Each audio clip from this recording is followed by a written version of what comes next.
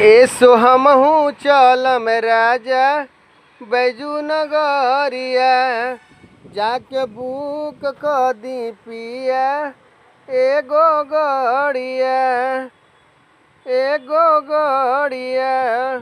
एसो हमहू चलम राजा देवघर नगरिया, जाके बुक क दी बलमुआ एगो गड़िया।